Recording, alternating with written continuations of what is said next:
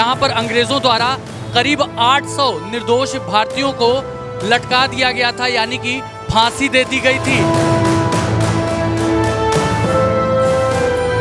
अंग्रेजों का जो जुल्म था 1857 के समय में इस कदर बढ़ गया था कि कारतूसों में गाय और सुअर की चर्बी का इस्तेमाल किया जा रहा था। हमारे स्वतंत्रता जो सेनानी रहे हैं, खासतौर पर मंगल पांडे, रानी लक्ष्मीबाई, तात्या टोपे, नाना साहब, ये सभी अंग्रेजों की इस चाल को समझ गए।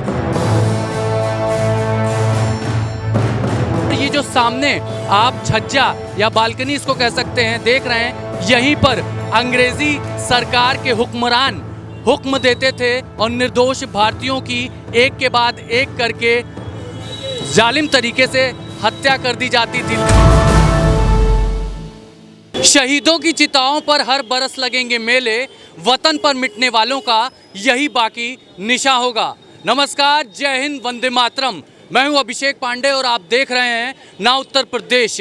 अगस्त का महीना यानी कि देश की आज़ादी का महीना, और बड़ी बात यह है कि पहली स्वतंत्रता स्वाधीनता संग्राम जहां से शुरू हुआ वो तो था मेरठ, लेकिन जहां पर सबसे ज़्यादा विद्रोह हुआ वहां पर ना उत्तर प्रदेश की टीम आ पहुंची है। ये जो आप देख रहे हैं प्रयागराज का लोकनाथ का ये नीम का पेड़ है, और इस स्थान पर 7 नीम के पेड़ 1857 यानी कि प्रथम भारतीय स्वतंत्रता संग्राम में यहाँ पर अंग्रेज़ों द्वारा करीब 800 निर्दोष भारतीयों को लटका दिया गया था, यानी कि फांसी दे दी गई थी। 1857 की क्रांति के नायक में मंगल पांडे, रानी लक्ष्मीबाई, तात्या टोपे, नानक साहब, बहादुर शाह जफर जैसे नायक थे। और बड़ी बात यह है कि अंग्रेज़ों का जो जुल्म था 1857 के समय में इस कदर बढ़ गया था कि कारतूसों में गाय और सुअर की चर्बी का इस्तेमाल किया जा रहा था, जिसको लेकर के आंदोलन भड़क गया। अंग्रेज़ों की कोशिश ये थी कि हिंदू और मुसलमानों को आपस में लड़ा दिया जाए, विद्रोह पैदा कर दिया जाए। लेकिन हमारे स्वतंत्रता जो सेनानी रहे हैं, खासतौर पर मंगल पांडे, रानी लक्ष्मीबाई, तात्या टोपे, नाना साहब, ये सभी अंग्रेज़ों की इस चाल को समझ गए। लेकिन जहाँ पर अभी मैं खड़ा हूँ ये लोकनाथ का प्राचीन नीम का पेड़ है, और ऐसे 7 वृक्ष उस ज़माने में हुआ करते थे। और ये जो सामने आप छज्जा या बालकनी इसको कह सकते हैं देख रहे हैं, यहीं पर अंग्रेज़ी सरकार के हुक्मरान हुक्म देते थे और निर्दोष भारतीयों की एक के बाद एक करके जालिम तरीके से हत्या कर दी जाती थी। लेकिन इन्हीं शहीदों की शहादत का ही नतीजा है कि आज हम खुली हवा में सांस ले रहे हैं और अपना आज़ादी का महापर्व मनाने जा रहे हैं। तो प्रयागराज की ये भूमि न सिर्फ साहित्यिक, सांस्कृतिक, धार्मिक, आध्यात्मिक, बल्कि स्वतंत्रता संग्राम से भी जुड़ी एक पावन धरा है। और ना उत्तर प्रदेश आपको यही दिखाना और बताना चाह रहा है कि प्रयागराज की धरती पर भी ऐसे कई ऐतिहासिक स्थल हैं, स्मारक हैं। उनमें से एक स्मारक हम इसको भी कह सकते हैं। और अब योगी सरकार यहाँ पर इसका चौड़ीकरण और नवीनीकरण करा रही, यानी कि आज़ादी के मौके पर अपने देश के वीर शहीद जवानों को, नायकों को सलाम किया जा रहा है। ना उत्तर प्रदेश भी 1857 से लेकर 1947 तक शहीद हुए सभी वीर नायकों को सलाम करता है। हम आपको एक ऐसी ऐतिहासिक प्रयागराज की लोकनाथ लाइब्रेरी में लेकर आए हैं जिसका इतिहास 1889 से जुड़ा हुआ है। लाल बहादुर शास्त्री जी आते थे, कभी इसी टेबल पे यहीं पे खड़े हुआ करते थे, और उस समय चुनाव का समय था उनका। कमला नेहरू जी आती थी, वो यहाँ की मेंबर भी थी, पढ़ने भी आती थी। और आपके संपूर्णानंद जी और हरिवंश राय बच्चन जी, सूर्यकांत निराला जी, महादेवी वर्मा जी ने इसके 17वीं वर्षगांठ पे ये लोग यहीं पे कार्यक्रम किए थे, इसी जगह पे।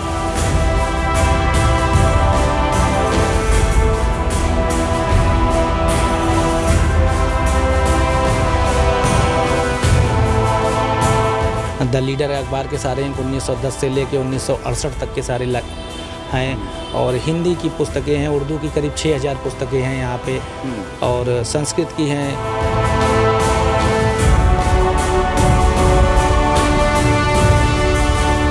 आज स्वतंत्र भारत में सांस ले रहे हैं तो इसके पीछे हमारे पूर्वजों ने बहुत बड़ी कुर्बानी दी है।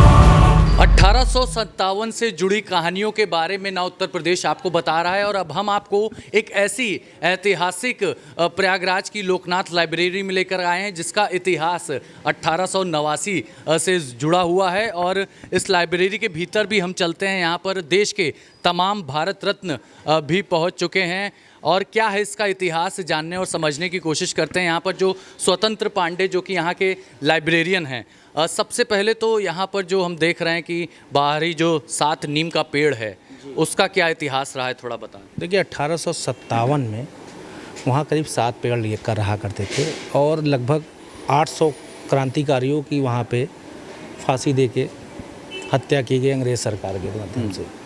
उसके बाद आज तो आप देखे होंगे तो एक ही पेड़ बचा है ये, तो उसी याद में हर बार वहाँ पे एक दिन का कार्यक्रम किया जाता है। लेकिन बात अगर इस लाइब्रेरी की जाए तो यहाँ पर कौन कौन से ऐसे साहित्यिक जो लोग हैं जो हमारी धरोहर हैं वो आ चुके हैं, कौन कौन से ऐसे राजनेता यहाँ पर खुद विजिट कर चुके हैं, क्योंकि ये ऐतिहासिक लाइब्रेरी है। देखिए यहाँ तो 1889 से ये पुस्तकालय बना है। पहले ये पुस्तकालय उस पट्टी पे भल्ला जी का मकान पे था।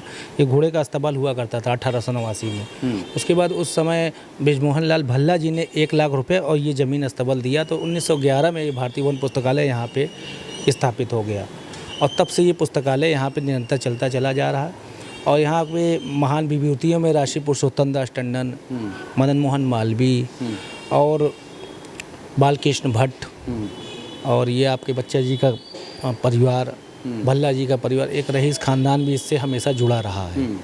उसके साथ साथ यहाँ अंग्रेज़ सरकार भी पैसा दिया करती थी। जब उन्हें ये पता चला कि यहाँ क्रांतिकारी होने लगे, क्रांतिकारी आने लगे, यहाँ मीटिंग होने लगी, तो उन्हें कई बार छापे मारे लेकिन यहाँ से कुछ उन्हें बरामद नहीं हुआ। इस वजह से जो ग्रांट दिया करते थे वो बंद हो गए। पंडित जवाहरलाल नेहरू, लाल बहादुर शास्त्री और संपूर्णानंद ऐसे लोग भी यहाँ पर आते थे। हाँ, जवाहरलाल नेहरू तो मैं नहीं देखा, लेकिन लाल बहादुर शास्त्री जी आते थे, कभी इसी टेबल पे यहीं पे खड़े हुआ करते थे और उस समय चुनाव का समय था उनका। कमला नेहरू जी आती थी, वो यहाँ की मेंबर भी थी, पढ़ने भी आती थी। और आपके संपूर्णानंद जी और हरिवंश राय बच्चन जी, सूर्यकांत निराला जी, महादेवी वर्मा जी ने इसके 17वीं वर्षगांठ पे ये लोग यहीं पे कार्यक्रम किए थे, इसी जगह पे।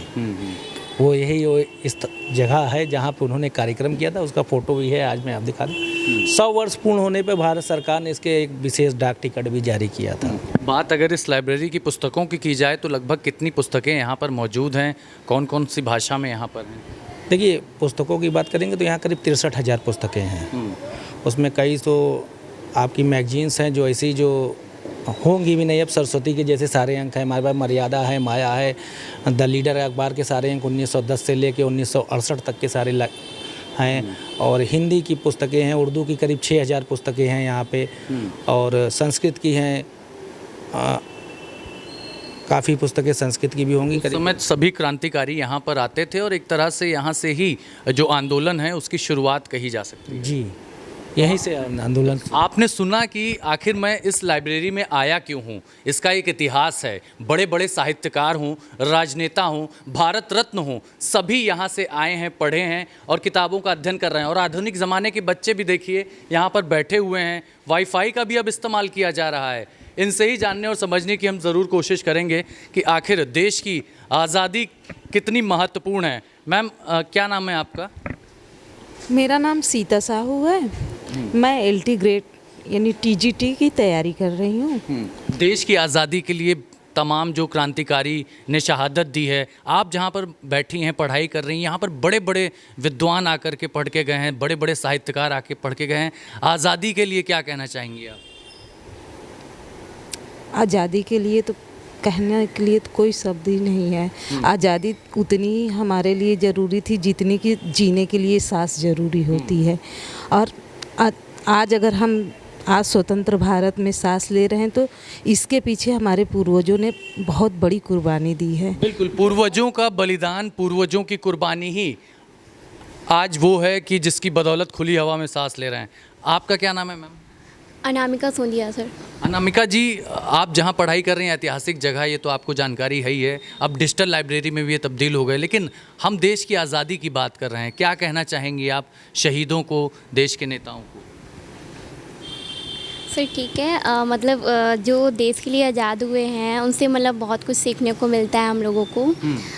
जैसे कि मतलब उस टाइम देश हमारा आज़ाद हुआ तो आज हम लोग बहुत ही अच्छे तरीके से मतलब अपने एम को लेकर आगे बढ़ रहे हैं, इसी कारण बस। तो देश के लिए जो कुर्बानी दी गई, यही वजह है कि आज ये पूरी तरह से खुली हवा में सांस ले पा रहे हैं, पढ़ाई कर पा रहे हैं। आप क्या बनना चाहती हैं मैडम? सर मैं टीचर बनना चाहती हूँ। टीचर बनना चाहती हैं। अभी आप देश की आज़ादी के लिए कुछ कहना चाहेंगी? आज़ादी का महापर्व 15 अगस्त आने वाला है, उस पर कुछ कहेंगी? कुछ शहादत, कुछ बचपन में पढ़ा होगा आपने, उसी पर कुछ बता दीजिए। आज़ादी होना चाहिए, क्योंकि आज़ादी से हम लोग अपने जो भी चाहते हैं वो कर सकते हैं। अगर आज़ादी ना होती तो जो वो लोग कहते हैं उनके हिसाब से हमें करना पड़ता। बस। आप क्या कहना चाहेंगे भाई साहब? आप थोड़ा बताएं। बताइए, ऐसे ही बताइए। अगर हमारे पूर्वज इतने महान क्रांतिकारी लोग ना होते तो आज हम आज़ाद कैसे होते? हम 15 अगस्त 26 जनवरी इंडिपेंडेंस या ऐसे डेज क्यों मनाते? हम उन्हीं क्रांतिकारियों की वजह से आज आज़ाद हैं। तो उन्हीं के पूर्ण स्थिति पर हम 15 अगस्त में स्वतंत्रता दिवस मनाएंगे और अच्छे से रहेंगे। तो बिल्कुल जय हिंद, जय भारत, इस तरह की बातें कही जा रही हैं। आपका क्या नाम है भाई साहब?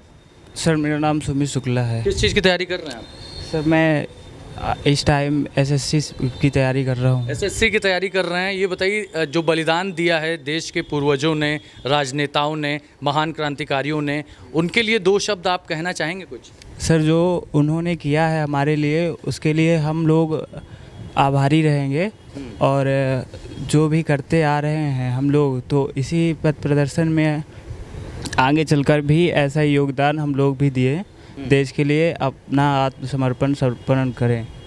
आप कुछ कहना चाहेंगे भाई साहब? जी, मेरा नाम सर सुनील कुमार है और मैं आज अपने जो हमारे क्रांतिकारी हैं मैं पहले उन्हें प्रणाम करना चाहूँगा कि उनकी वजह से ही आज हम इस लाइब्रेरी पे बैठे हैं और यानी अच्छे से पढ़ाई कर रहे हैं और हमें मतलब आगे चल के उनके जैसा ही बनने की कोशिश करेंगे और यानी कि चाहे जिस भी फील्ड में हो, चाहे तो इंजीनियर, चाहे तो डॉक्टर बन के हम अपने देश को आगे बढ़ाना चाहेंगे सर। बिल्कुल। तो युवाओं की सोच है देश के लिए काम करना है, देश के विकास में भागीदारी लेनी है और तमाम शहीदों की बात हुई, राजनेताओं की बात हुई, ऐसे ऐसे साहित्यकारों की बात हुई जिनके बारे में हम बचपन में किताबों में पढ़ते हैं। कुछ और लोग हैं, उनसे भी जानते हैं। क्या कहेंगे भाई साहब? आप कुछ कहेंगे? देश की शहादत जिन्होंने दी है उन वीर जवानों के लिए कुछ कहना चाहेंगे? सबसे पहले तो मैं अपना नाम बताना चाहूँगा। मेरा नाम शिवांग पांडे है और जो देश के लिए बलिदान किए हैं, ऐसा मौका बहुत कम लोगों को आता है जो देश के लिए कुछ कार्य कर सकें। और जितने भी बलिदान या दिए गए शहादत देश की रक्षा के लिए किए गए, ये सिर्फ इसलिए हैं क्योंकि हम आज सुरक्षित हैं। किन की वजह से? सिर्फ इन्हीं लोगों की वजह से जिन्होंने शहादत दी देश पर। धन्यवाद। जय हिंद, जय भारत। आप कुछ कहना चाह रहे हैं शायद, बताएं। मैं विपिन चतुर्वेदी, मैं जो कि इस भारतीय भवन पुस्तकालय जो कि सन 1857 में स्थापित इस पुस्तकालय का एक जो है विद्यार्थी जो कि यहाँ पे आकर के पढ़ रहा हूँ। यह एक क्रांतिकारी विद्यार्थी जो कि एक क्रांतिकारी लोगों ने स्थापित की, जिसका एक योगदान हमारे इस देश के लिए और विशेषकर प्रयागराज के लिए विशेष महत्व रखता है।